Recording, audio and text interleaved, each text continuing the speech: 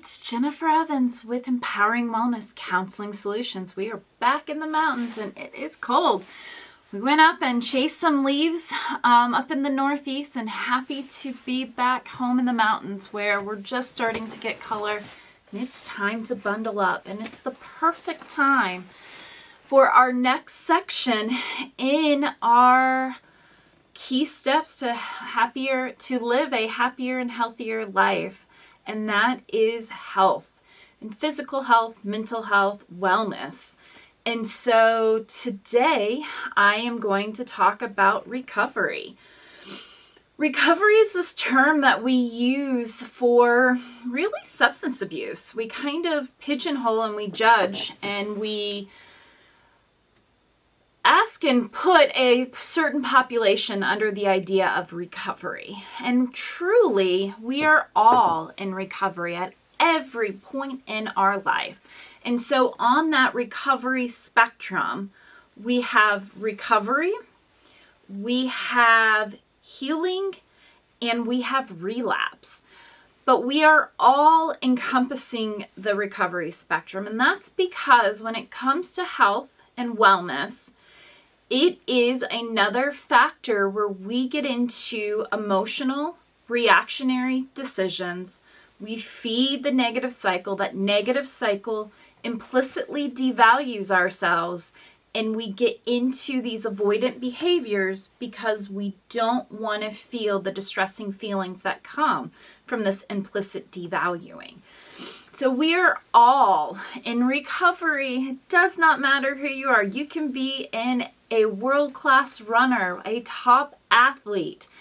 We are all in a state of recovery because recovery means that you are in a mindful place so that you can be at your best performance, and that you are action-oriented and have agency over the actions you make. And when we relapse, we do not have agency over the actions we make. It is our behaviors. Do not let me fool you. It is our behaviors. We must take ownership for them. But we are no longer in control. We are creating a state of chaos and feeding the narrative that life happens to us and we do not have any agency over life. And we do have an internal locus of control. And so with that internal locus of control says we do have control over our thoughts, our feelings, and our behaviors. And sometimes any and all of those can feel as if it is out of our control. But we ground, we stay mindful, the recovery mindset, we stay mindful, we stay present, and we remind ourselves that we have control over our thoughts, our feelings, and our behaviors. And when we do that, then we remove that risk of relapse. But relapse is always there. It is always there for all of us. The risk of relapse, the risk of having our past occupy our present, the risk of us getting into a negative cycle, the risk of us implicitly or explicitly devaluing ourselves through the negative narrative, through self-sabotage, through negative self-talk, through comparisons, through external validation, which we all learned 2 weeks ago in our decision-making critical thinking course, and being the good enough self. So go back to those videos and take a look.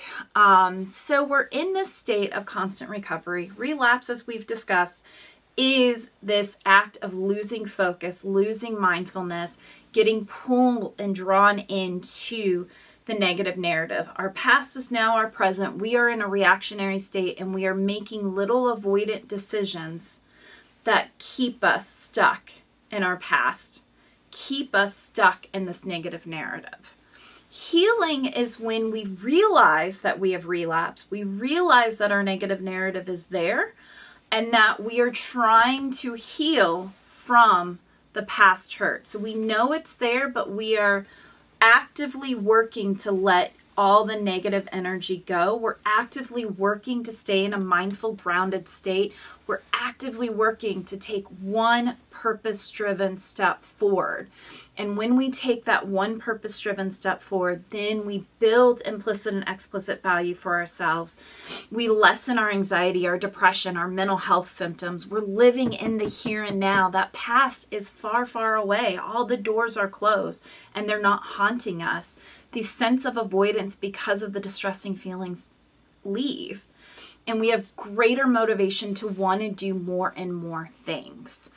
And then we get back into, once we've healed, then we're back into recovery. We're staying present, keeping our atomic habits going, making sure that we are continuing to be in a state of mindfulness, because relapse is a part of recovery. There are times we will relapse, need to heal, and come back into staying in a present state. I hope this helps. We've got a lot of great videos this week. So keep focused, hit subscribe, and start learning how to live a happier and healthier life through our own physical health. Thank you so much. Hi, it's Jennifer Evans. I hope you are liking my videos. If you do, please comment below. Let me know if you have any questions. If there's topics that you're just dying to know about, and why do I do this and why do they do that, I would love to answer them. I do come from a cognitive behavioral background, but as we see in some of my videos, I love object relations. I love attachment theory. I love Erickson and his psychosocial developmental theories. So I do pull from a lot of different places in order to kind of build out that our thoughts, our feelings, our behaviors, something triggers it, and there's always a consequence after it. And that is the beauty of life and why we have a lot more control over our thoughts, feelings, and behaviors than we give ourselves credit for. This is a huge passion of mine, a calling, if you will.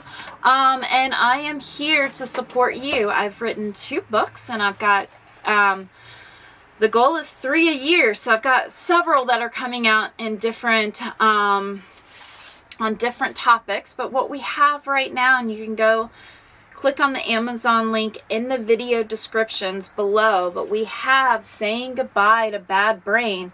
This is going to go and teach you everything you need to know about your negative narrative. So if you feel like life is hard and it just feels like you don't understand people, or you don't understand why somebody you love keeps making the dumbest mistakes and decisions, what is their problem? They have bad brain. Go read about it. Find some empathy.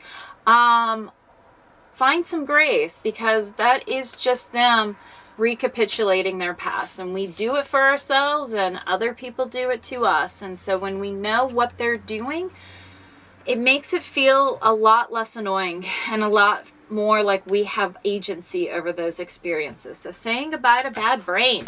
I also just released, and I'm very excited, is Key Steps to Living a Happier and Healthier Life. This is a workbook that is going to help you define what your values are, what success is for you, and what your vision of success, and it is going to go through everything that stresses us out and makes us live in suffering and despair, allow that bad brain to get involved, and instead of living in the present. So this will go through all the main things: building a work-life balance, being able to be good enough, finding radical acceptance, decision making, which who would have thought that that was something, but it really breaks everything down that prevents you from living a happier and healthier life, and then allowing you to challenge those thoughts so that you can. So these are the key skills.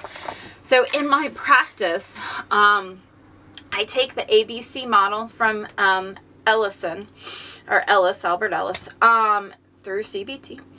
And I kind of open it up to this kind of overarching trajectory. And so we have awareness, acceptance, action. So the 3 A's of my treatment support with others, whether that's coaching or in therapy, through my books, and I have success groups as well. So I've got a lot of supports, and I use the same model. And that is, we need to build awareness about kind of why we do the things we do. We accept it. We don't agree, but we accept, okay, this is kind of my trajectory. I can see how it all comes together. I see trending patterns. I see how I act the same way. Actually, I get frustrated, but yet I'm acting the same exact ways because it is predictable, because that's my brain. It's bad brain working. It's a really good book. And so then we have action. And so I teach you lots and lots of ways to understand what the brain is doing and how to counter, how to challenge, counter, and do opposite actions.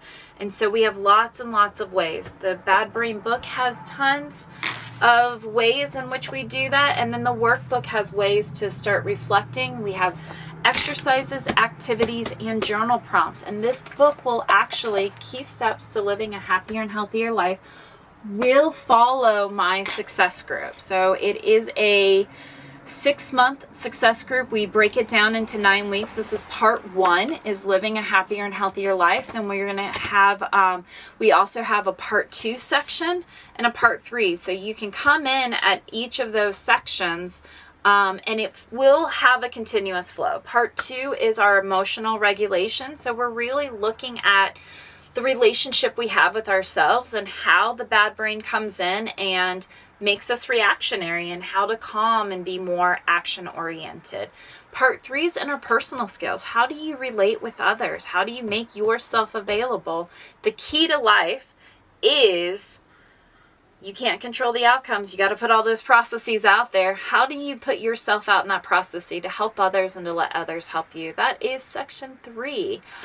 We do have a subscription program, so accountability is everything, and it is in my first part of this workbook. So you can sign up, go to my website, counselingwellnesssolutions.com. It is in the description, and check out all of these great programs that I have set up to help everybody live a happier and healthier life, no matter where your state of change. Thank you so much. Please like and share my videos. I would appreciate it. Thank you.